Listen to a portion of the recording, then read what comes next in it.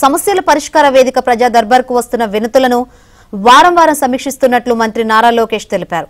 ఉండవల్లిలోని ఆయన నివాసంలో నిర్వహిస్తున్న ప్రజా దర్బార్ కార్యక్రమానికి మంగళగిరితో పాటు రాష్ట్రవ్యాప్తంగా పెద్ద సంఖ్యలో ప్రజలు తరలివస్తున్నారు. తాము పడుతున్న కష్టాలు సమస్యలపై యువనేతను నేరుగా కలిసి ఆర్జీలు ఇస్తున్నారు. 19వ రోజు జోరువానలోనూ లోకేష్ ప్రజా దర్బార్ నిర్వహించారు.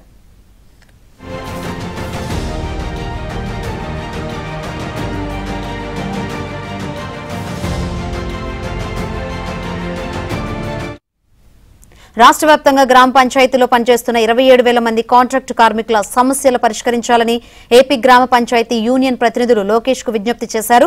కార్మికులను టెండర్లతో పని లేకుండా మస్టర్ రోల్ ద్వారా కొనసాగించాలనే హైకోర్టు ఆదేశాలను అమలు చేయాలని కోరారు. కనీస వేతనాలు, ఉద్యోగ భద్రత కల్పించాలని విన్నవించారు. నంద్యాల జిల్లా డోన్ మండలం ధర్మారంలో తాము నిర్మించుకున్న చర్చికు ప్రహరీ గోడ, మరుగుదొడ్ల నిర్మాణానికి నిధులు మంజూరు చేయాలని ఓ వ్యక్తి కోరాడు. కడప జిల్లా గోపవరం మండలంలో త్రాగునీళ్లు అందించడంతో పాటు రోడ్లు నిర్మించాలని ప్రజలు కోరారు.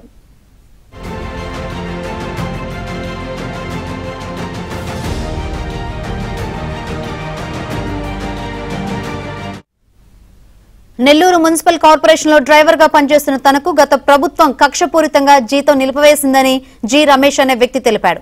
ఉద్యోగం నుంచి కూడా తొలగించిందని, తగిన న్యాయం చేయాలని కోరారు. అందరి సమస్యలు సావధానంగా విన్న లోకేష్ వాటి పరిష్కారానికి కృషి చేస్తానని భరోసా ఇచ్చారు.